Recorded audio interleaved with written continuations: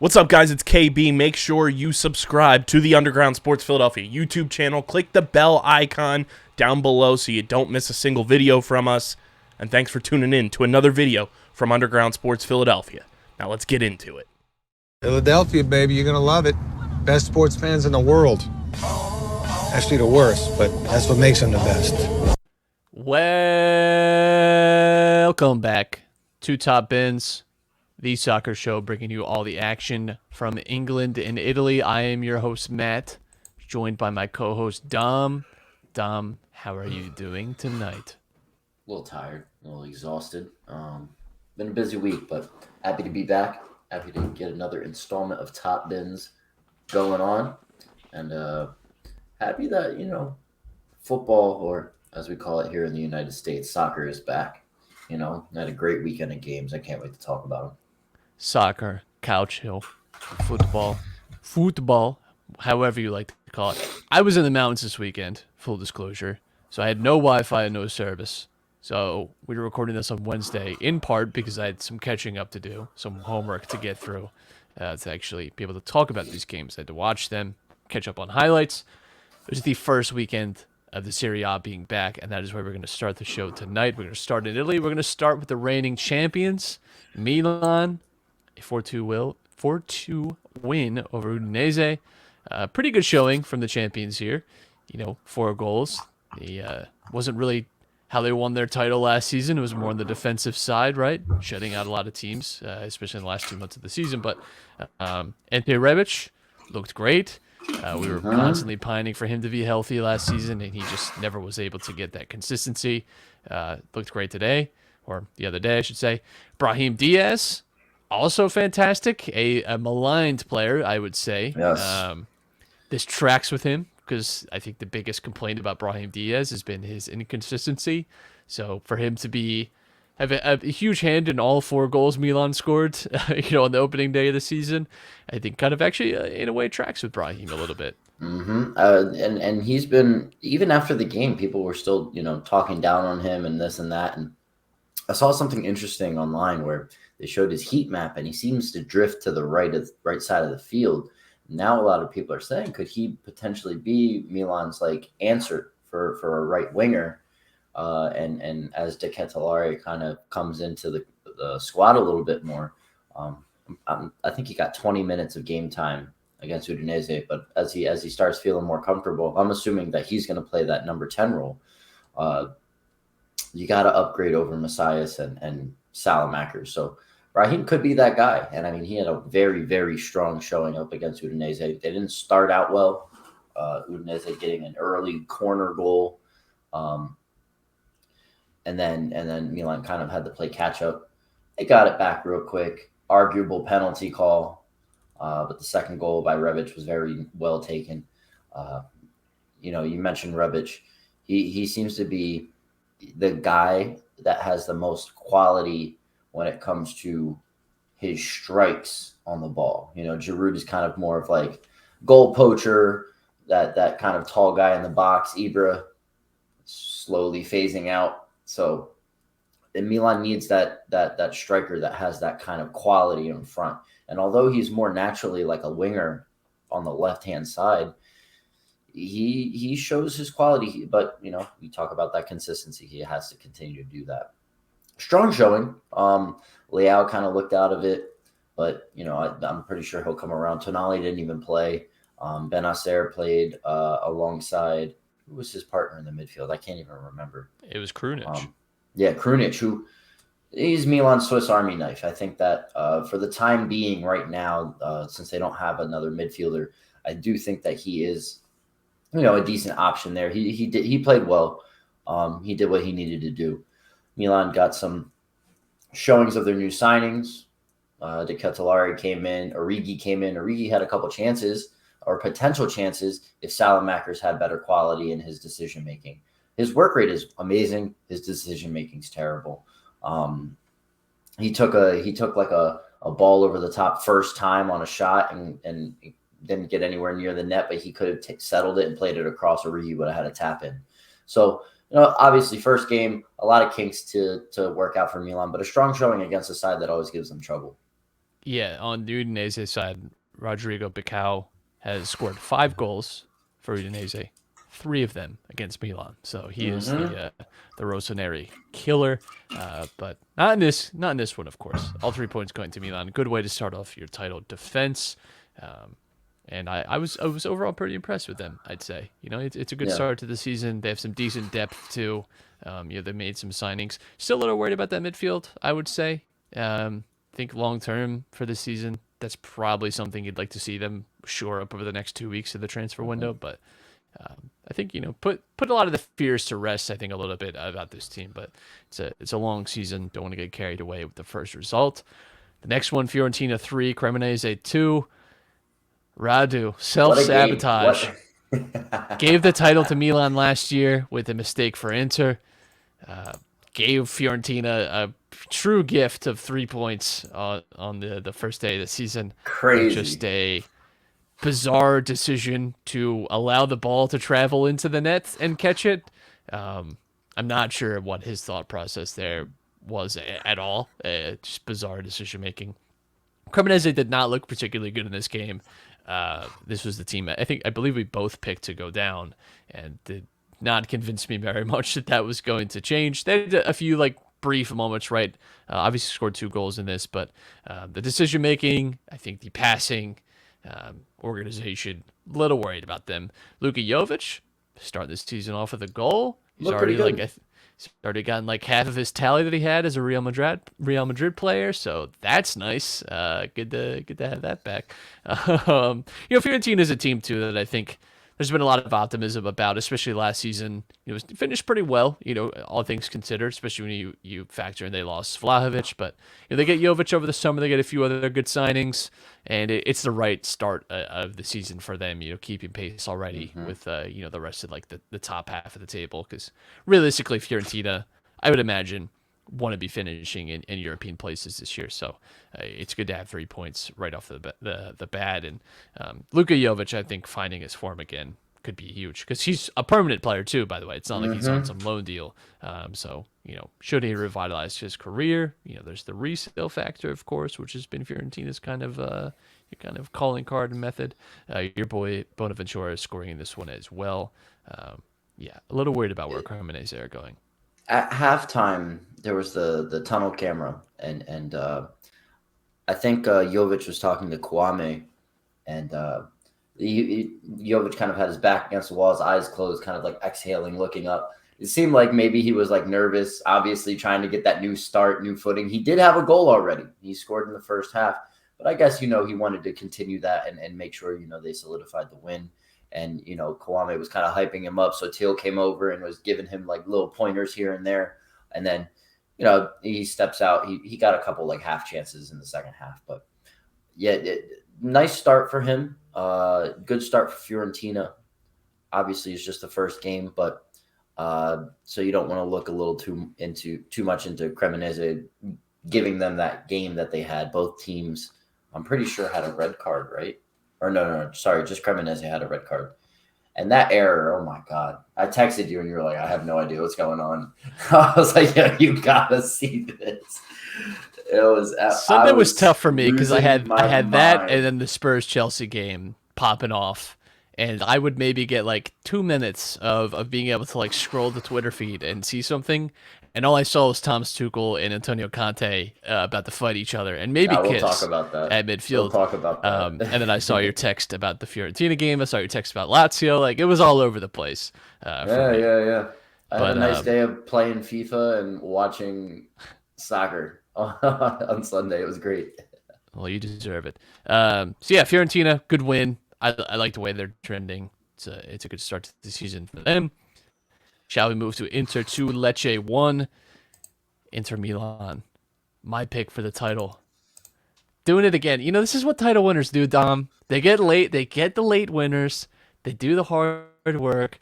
I found this stat from Sky Sports Italia. Le vittorie all'ultimo respiro. It's winning goals in the 90th minute by manager Simone Inzaghi. Has 10 since 2014-2015 in Serie A. That is the most You had another one, of course, over the weekend. Denzel Dumfries, our boy, my boy at least, Yours. crashing the back post. He almost had a nice goal earlier in the game, hit it off the post. This time though, the winner, by any means necessary, we call it. Just throw your hip at the damn thing, get the ball in the net. It doesn't matter. It doesn't have to be pretty. 96-minute winner to get their fifth straight, I believe, opening day win, which is a big run of victories for them. All 3 points goes to them. Listen, league winners go out and comfortably win their first game of the season 4-2, and then still realize there's work to be done and improvements to be made. League winners do not go against a newly promoted side, basically predicted to be last place this season, and have to go down to the last minute and then celebrate like they won the UEFA Champions League. There's levels here, all right? So, look, first game of the season, I know we can't look too much into it, but goddamn, Lecce taking Inter Milan for a game. There's some kinks that need to be worked out there. Inter heavily outplayed them, I would say. It's one of those. Lecce had their chances. Lecce had their chances, sure. I'm not going to deny them that, but I think on any other day, this is probably a more comfortable Inter win. Lukaku starts it off, scores like a minute and a half in his debut. So that's good. Listen, we don't know though, because he looked very good on his debut against Arsenal. So let's cool it. But has scored again on his debut for Inter Milan. Figure that one out. That's gonna be a great like bar trivia. Like what player has scored twice on his debut against the same team? Because he also scored against Lecce in the 1920 season. So listen, I still feel the same way that I felt in preseason about Inter, that they're my favorite to win the title. Some of that is complicated by some of the Juventus stuff that we've seen, and apparently Memphis Depay is going there now. We'll see. But I still think Inter probably has the strongest squad, and it's too early to tell definitively who's really the best in Serie A. But I didn't see anything in this game that worried me beyond belief. The player I do like from Inter, actually, and this basically plays into more like the Italian national team and the need for a better left back than Emerson. Federico Di Marco is pretty good. He's come around for them the last year or so, and he's very keen to go forward. He's very solid defensively. He had a couple chances of his own, which really, really looks like it could be an option for Inzaghi moving forward. I don't know how that'll get on with this 3-5-2 system with Bastoni on the bench. Di Marco will probably be coming off the bench, they also have Dumfries. They could run 4 defender sets at some point in the season based off of matchups or squad personnel. So Inter do have, the flexibility in their squad depth to be able to bring different types of tactics and different types of situations, and that is really threatening and signs that they'll do very well this year. Yeah, I would say just depth in general, Inter are the strongest in as well, and quality of depth, I would say. That's why they're still my title pick. 523 passes for Inter to Lecce's 184. We call that controlling the zone, I would say. So I would say a well-deserved win for Inter, even though it wasn't the prettiest, which is fine. Doesn't always have to be. But I think a good start to the season for them as they're certainly going to be pushing, for the title this year. I'd be very surprised if they're not. On Monday, we had Napoli and the Juventus play. They cruised to wins. Napoli, a 5-2 thriller, in which Kevin Lasagna gets knocked out by his teammate during the celebration. Lost a tooth. You hate to see it. Hilarious. Napoli, though, putting to bed a little bit of the concerns about them, I would say. But still, we'll see how the season progresses. But a team I certainly wasn't very high on, at least has a strong start to the year. And not only that, they've also made a couple signings. They signed Tanguy in Ndombele, and they also signed Raspadori. And so they seem to be coming along in the transfer market late, and making some waves that'll make them competitive this year. Now, were those confirmed? Because I've not seen that confirmed.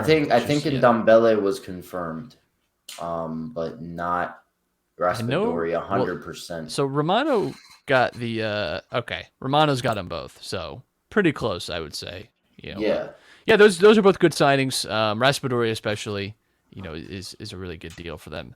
Maybe I was a little too down on them. Who knows? I just, still, I think they lost some key players. That's always hard to take, but strong. Yeah, the third player they took Verona's striker from them. They brought in Simeone as well. That I think is definitely confirmed because he was in Naples. I did not even realize that they got Simeone. So this is what happens when Matt goes on vacation. Hey, he was wearing jorts and everybody was calling and making fun of him because of that. Jorts are pretty European, I would say. That's like a European move right there. So Jorts Lopez. Jeez. Juventus cruised to a 3-0 win over Sassuolo. Our boy Dusan Vlahovic. 2 goals to his name. Angel Di Maria. A goal. Get the canes out though. Dude, he has a hip adductor injury. You gotta hit the adductor machines. Nobody wants to do it because it doesn't look cool. I'm telling you, as you get older, hip mobility and flexibility is what you need.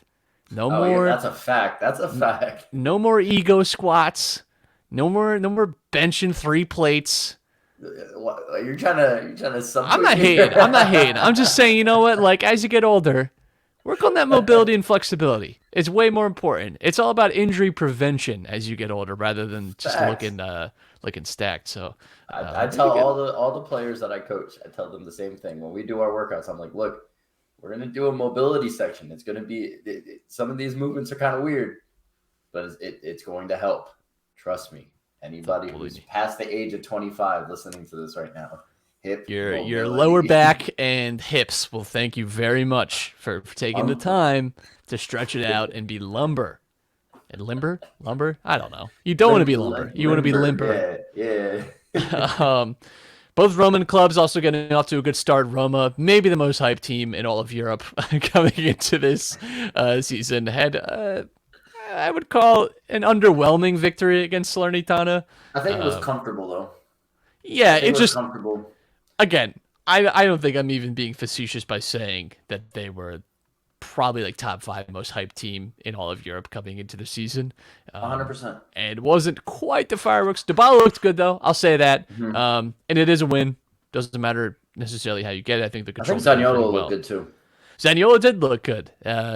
And it seems like he's actually staying in Roma, so we'll see. He did his usual kind of dribble in and take a 27-yard pot shot, which almost worked for him, but he does kind of have an eye for a little bit of the solo magic every now and again for a guy who usually doesn't come off for it. But good win for them. Lazio, my surprise team of the season, my team that I think is going to do very well. I mean, talk about some heart palpitations from me because, it's crazy game. Immobile ends up getting what would be the winning goal.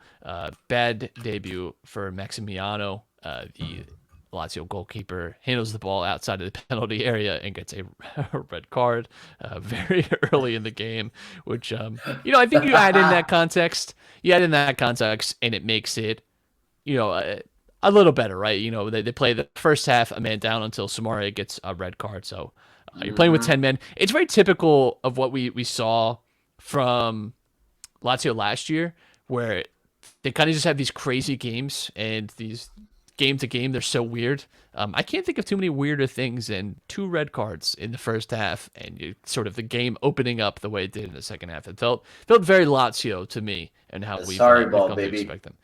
That is sorry ball, baby. They keep this team together, though. I think I like where Lazio's headed. That's all I'll say. But a good opening weekend in SerieA. Really enjoyed it. Really enjoyed having SerieA back, especially because they like to do the afternoon games, which I appreciate. Give some more time throughout your day to get over to it. Shall we move to England? Oh yes, let's move on to England. Shall we move to England? Where are my hater glasses, baby? Oh man. Listen, so I had to work on Saturday, and it was conveniently timed at the same time the Milan game was on. Luckily, on CBS Sports, they had the Milan game on, but I didn't want to put it on both TVs.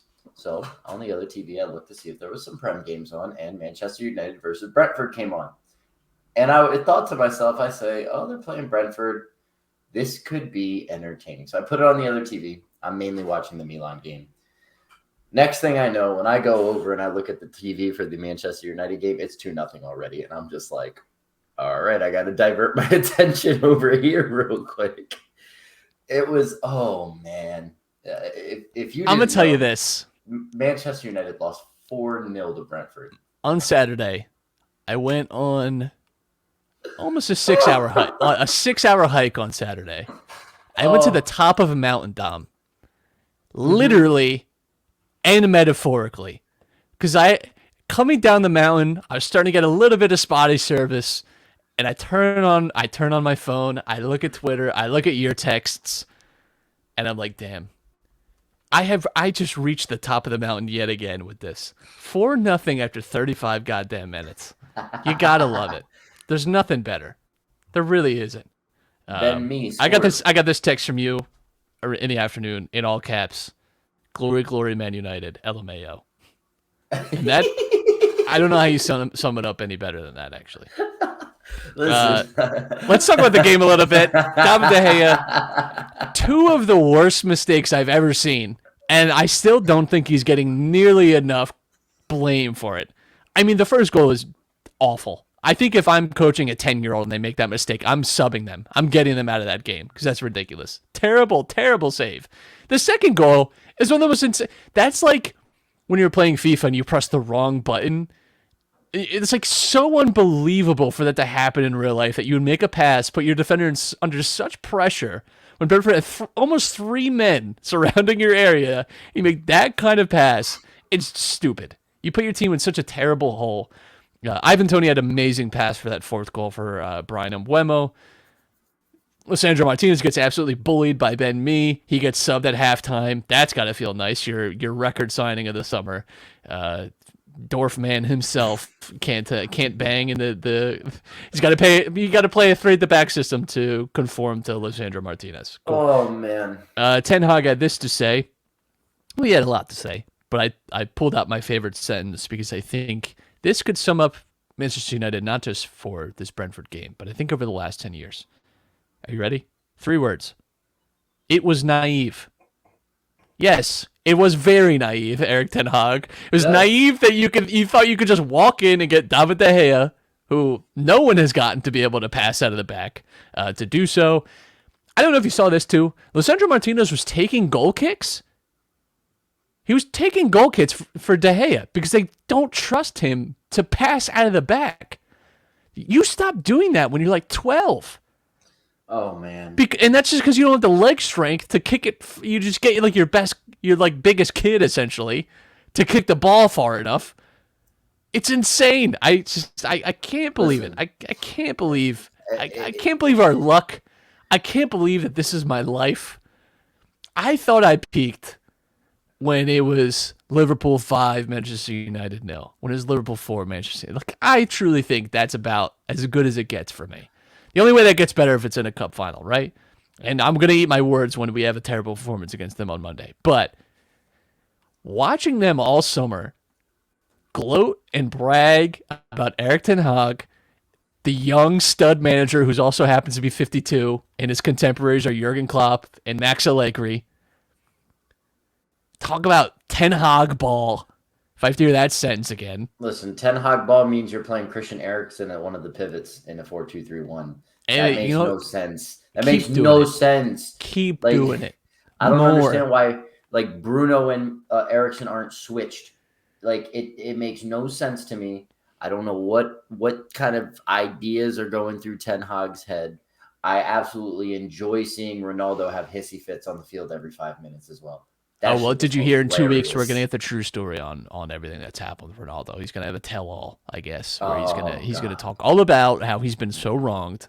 The true victim in all this is Cristiano Ronaldo. I mean, just one like equal one prayer. You know, like it's just so sad. The true victim is Manchester United Football Club because they brought Ronaldo back and he's just killing the team from inside. Oh, say that one more time, Dom. Say it one more time. Oh my God. It's like walking out of a freezer onto the beach. It's just so warm and refreshing. I feel like it's been pretty apparent for the last few years. It's been apparent when he was at but Juventus. there's something about this one. There's something about this one because the cockiness was back this summer off of some preseason results. That like they weren't that confident going to last year with Ole, and then they got Ronaldo and Varane, and they got taken back down to earth. And fair enough, but there's a lot of doom and gloom in the second half of the season. This summer they were like that. The switch flipped, and they're all back in like it was 2008. And it is just amazing. No one scored a goal for United this year. It is own goal. That's it. I love it. United spending all the money to bring in Varane and Ronaldo is very similar, sort of, to the $200 million that Milan spent in 2017. And everyone was like, "Oh, we are back. We are so rich." Like all this. Remember those scarves? And then they were just absolutely terrible. Look at this. They're splashing all this money. They're bringing in Ronaldo. They brought in Ronaldo. They brought in Varane last year. They brought in Martinez. They brought in Eriksson. They brought in whoever else, and they just fail to succeed. And I think that we all love it because their fans are so annoying, and this is something we're both on the same page, and we just bask in it. It's just wonderful. I had to listen to it my whole life. And there's nothing sweeter than me than downloading a United fan podcast and listening to them melt down. I got to tell you, you're preying on the downfall. I wish nothing but the worst for my enemies. And it's great to see. I'll say this. You're preying on a downfall? Absolutely. 100% every night. I don't go to bed without preying on United's downfall. I'll say this. Arsenal started out similarly last season, very poorly, and were able to turn it around. It is not inconceivable to me that United figure this out. It seems terrible now, right? Because you're in the moment. I don't think it's impossible that in March, they're in a better position. However, I did a lot of listening to Erik ten Hag. This dude sounds... First of all, the narrative and the discussion around this sounds like more like January, February type of talk where it's like people are exhausted with this situation already, and already you're hearing like rumors about players not liking Ten Hag and however. And he made them go in and run the day after the game. He made them run like 8 miles because that's how much they got outrun by in the Brentford game. So they had to like make up the ground, which is dumb. Yes. Makes no sense. That's like your grandfather's like type of punishment, I guess. That gives me flashbacks to when I played sports in high school. Right, and I mean, like that's the point. Is that maybe there shouldn't be a corollary between you as a high school athlete and Manchester United, but professional. You say. I get the idea, but it just I don't know. I don't think it's impossible that I don't want to be too much of a prisoner of the moment. But this has not been good. And what worries me more than just the process and the results in the games themselves, which have also been worrying, is all the noise coming out of it. Even Ten Hag's interviews just seems like exasperated. And the reporters are trying to get like something out of him. And he's like, I already told you, the players just aren't doing what I'm telling them to do. All right. All right, just wrap it up, I guess. Just wrap it up, I guess. Oh, man. Put him in a body bag. Put him in a coffin. Just end the season. Looking forward to Manchester United-Liverpool on Monday. I'm sure he won't be eating any of these words at all. None of this will come back to bite me. I promise. Shall we get... Oh, can we clip that? Oh, I know. Listen, I know what I'm doing. I know I'm tempting fate. And listen, I don't care anymore. I got my league title. I got my Champions League title. I got all the cups. I'm over it. I don't care if we don't win another damn thing. Ain't nobody can tell me nothing. Let City win the next 30 league titles and tell me all about how Liverpool aren't actually that impressive. S my D. I'm over it. Because listen, here's the problem with listening to United podcasts is they love to throw in these barbs, and they must know that I'm listening. So they'll say these things about how Liverpool people have been talking about Liverpool, but they drew their first 2 games, and you actually look at their last few years, they actually haven't been that impressive. Really?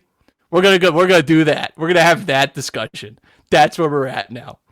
I'm glad we're on to the deflecting stage of United's embarrassment, but blood pressure went up there a little bit. Let's get to Chelsea 2, Spurs 2. Speaking of blood pressure spiking, entertaining, dramatic. Had a little bit of everything in this game, I would say, except a red card, which there should have been one. Well, there was a red card technically at the end for both managers.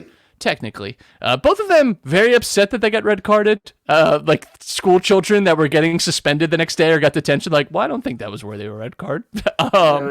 Let's not skip to the end, though, shall we? Chelsea controlled this game by a pretty good margin, I would say. Definitely stronger in possession, created the better chances. But Spurs, we've seen this in a lot of these big games. We saw it in the second half of last season. They frustrated City a few times, frustrated Liverpool, frustrated a lot of the big matchups that they had. They just have a way of these big games, and I do think it's a change in the way that they've operated, especially under Conte. There is something to mentality. There is something to, as he would call it, learning to suffer. I just need like a board with all of Conte's quotes. Like the "I prefer to kill him" quote is one of my favorites. I think of everyone's favorites, but I do think there's something to that.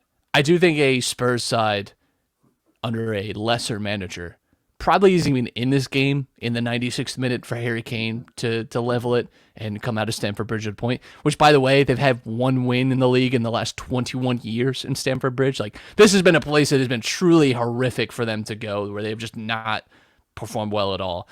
So to go in that kind of situation, that kind of cauldron, and get what is a positive result, I think does speak a lot to Conte and the work that he's done to get this team to.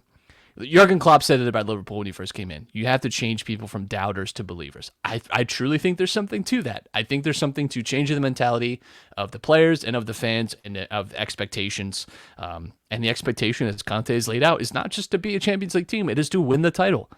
Mm-hmm. And that wasn't an amazing display. I don't want to make it seem like that because I still feel like Chelsea should have won this game. And Thomas Tuchel feels the same way. He feels that both Spurs goals should have been ruled out. We'll see. But I do think this was a kind of mature Spurs performance, I'll say. Definitely plenty of controversy in this game, though. Yeah. First off, I just want to start off by saying another example of can they do it in the Premier League happened with Koulibaly's absolutely amazing volley off that corner. That was just incredible. Like the Højbjerg goal was kind of created thanks to a definite foul by Bennett. So here's where this gets messy for me. It's really weird because they've introduced the phase of play thing, right? Where it's like it can't be within the same phase of play. They can go back and look at it with VAR. That wasn't in the same phase of play. It's almost like a minute and a half after. Now, of course, it sucks because obviously it should have been a foul. Definitely, it was a foul, like 100%. And probably even a yellow for Bentancur. I agree. Because of just the nature of where like the action happened and it was definitely like one of those professional fouls. And I think the biggest tell is that Bentancur like stopped playing. He got backed up and very clearly knew that he just fouled Kai Havertz and no one blew the whistle. It was like, all right, I'll just play, I guess. But it wasn't in the same phase of play, which sucks. But I mean, it's like, again, it's over a minute after that action. I don't know that you can... It very clearly leads to that, but I don't know that you can call it that necessarily. And then Christian Romero gets away with an egregious hair pull on Marc Cucurella. I have no clue how Anthony Taylor doesn't see it, and I have no clue how no one on VAR points that out because that is a clear foul. It's no different than grabbing a jersey. It's just it. I truly don't understand that one. So Thomas Tuchel does have some legit beef. I would say I think there was some legit criticism, I think, of the refereeing. Sometimes people get carried away with that kind of stuff, but I do think there's some fair criticism there. I think it's very entertaining to watch Chelsea just because of how animated Tuchel is on the sidelines. Oh my God! Well, when they score, he's running down the sideline. Well, let's just get to it. Let's just get to it. Let me get out. Let me build up. Let me build this up. So, and then every single time there was like another foul that wasn't called or something happened like against Chelsea, he's rushing the fourth referee over on the sideline. He's getting like a foot away in his face. Like Conte's coming over from the other side. Like, So they that's the had to be first separated a flashpoint. couple times. That's the first big flashpoint in this game is after the Hilbert goal to tie it up. Conte's celebrating, right? And he's right on the edge of his technical area. And Tuchel, fairly enough, is complaining to the fourth referee about the Bentancur foul on Havertz. And they lock eyes. And it is like two feral cats just going at it immediately in each other's zone. They have to get separated. And it's like, damn, this is where this is headed, isn't it? Then Reece James scores. And Tuchel goes sprinting down the the sideline. And Conte in his post-match interview said he loved the celebration. And I think he was being a little sarcastic. He said he really loved the little jump that he did. He liked it.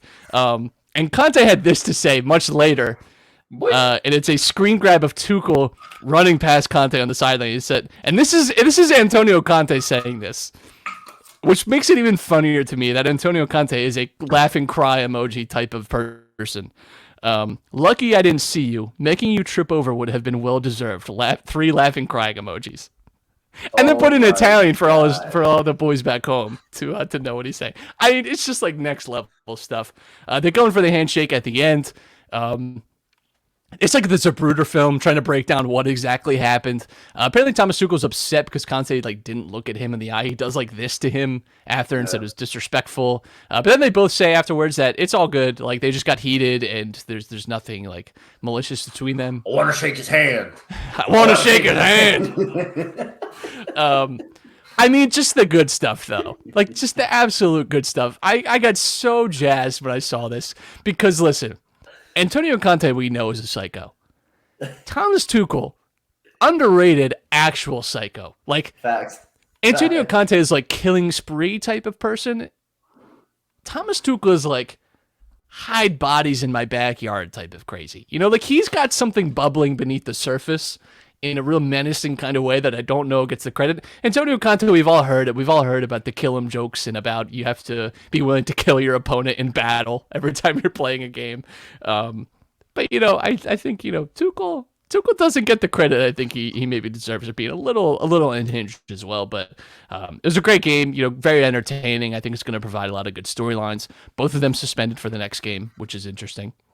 I will say this too: if Kai Havertz actually kind of improved the quality of his finishing during that game, this could have been in Chelsea's favor pretty quickly. He had a couple chances right in front of the goal that he kind of squandered. That has been the story of Kai Havertz at Chelsea so far. It's just not being clinical enough, and that's a bit of a bummer, I would say. But like you mentioned, Koulibaly, great debut goal. I mean, just like clean volley, almost decapitated Raheem Sterling. Would have felt bad for Sterling if he caught that one to the temple because I think that's a lights out shot. I would say Sterling getting an assist as well for Reece James. Like I said, I think Chelsea probably, you know, looked like the better team in this game. I think you know, it's quelled some of my worries about them. Coming into the season, maybe I thought a little too much about Tuchel and his sort of uncomfortableness with some of the team and how they're performing, you know, in preseason and some of the news out of there. But they've looked okay. You know, the Everton game was not particularly inspiring, but this game was a lot better. And we've seen them play the big teams pretty well so far, especially under Tuchel. So good stuff there. Liverpool were held to a draw again Monday night against Crystal Palace. Yet again, they concede first. Just not a good recipe for success. Darwin Núñez has can't even call it a moment of madness because there was several moments of him trying to headbutt Joachim Andersen and missed the first time and then connected the second time. The first time he threw his head. Really gave it to him. Not his best moment. I saw a really funny tweet. It was if he's gonna get sent off and get red carded like Luis Suarez, he better fucking start scoring like him.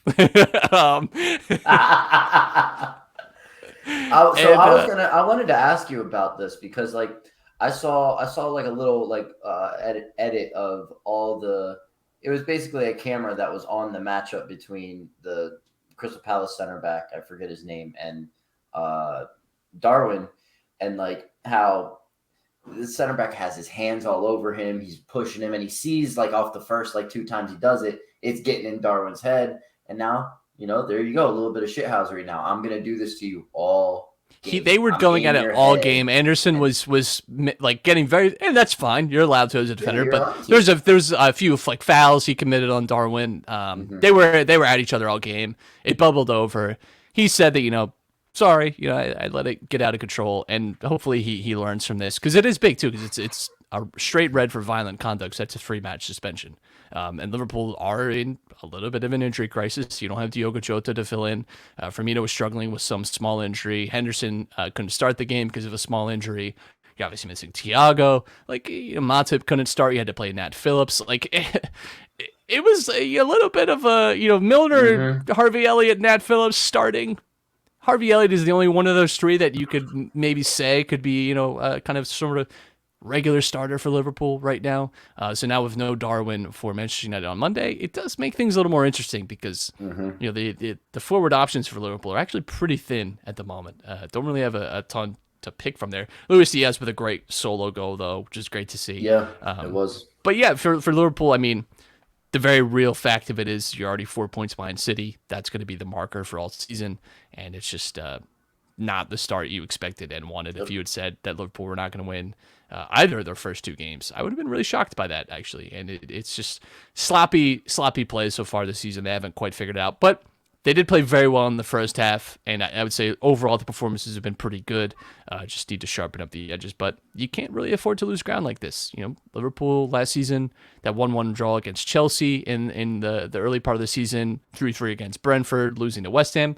Those ultimately really mattered and resulted them in not winning the title. So you can't count on just constantly being able to pull off these comeback victories and all the rest. You have to be a little more dominant and put your chances away a bit better.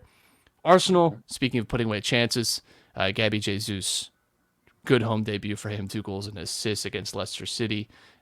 All around good performance. Arsenal are certainly one of the teams I think people are really latching onto. And fair enough. Leicester, not the best we've ever seen. Danny Ward, not the best goal I've ever seen.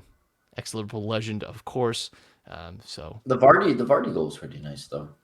yeah, he did have his classic throws himself to the ground to get a penalty, and then it got reversed by VAR. I'd love to see what happened. I'd love to see what the British media would have to say if Mo Salah did that. Just curious. Just curious how that would go if a non-white English player dived the way that Jamie Vardy did. Just wondering. No, we're not going to talk about it? Okay. It's weird how no one wanted to talk about Jamie Vardy blatantly throwing himself to the ground. So much of the VR advertising. Whatever. Nottingham Forest got their first win in, I'm going to call it a robbery. I don't know how West Ham did not win this game. Partly their own fault, I should say. But Nottingham Forest, certainly lucky, I would say, in this one. Awini's goal off of a scuffed Jesse Lingard shot, hit off of the bottom of his knee shin area to just bounce into the net.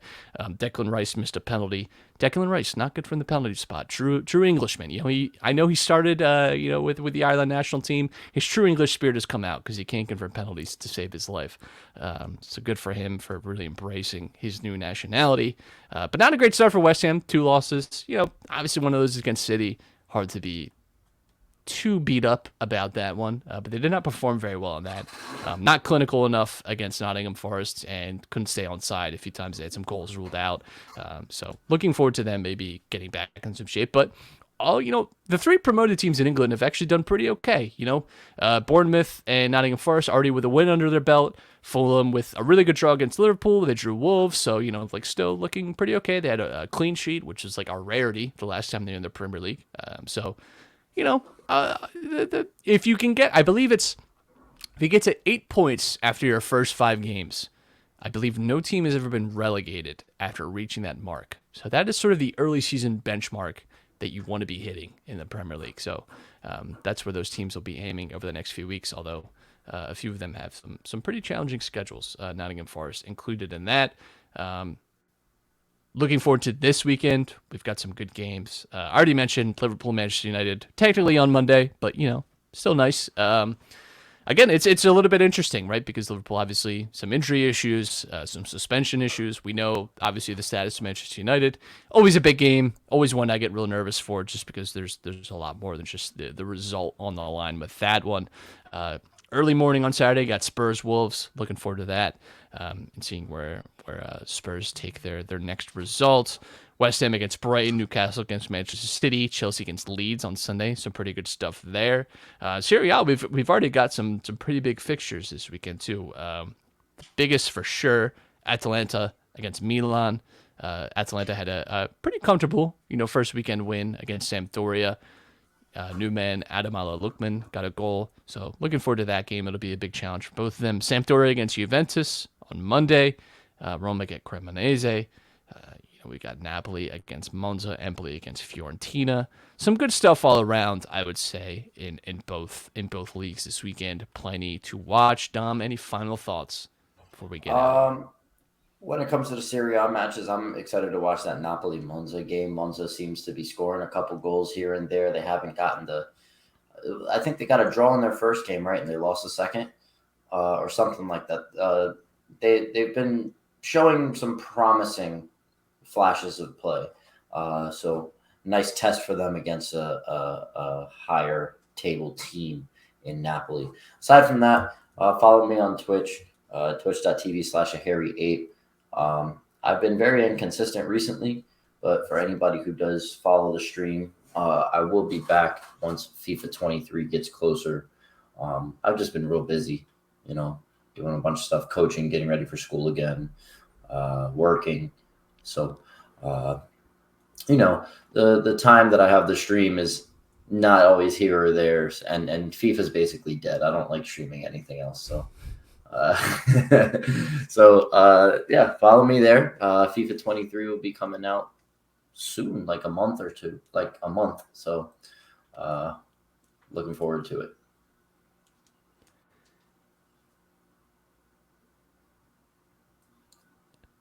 Interesting sidebar.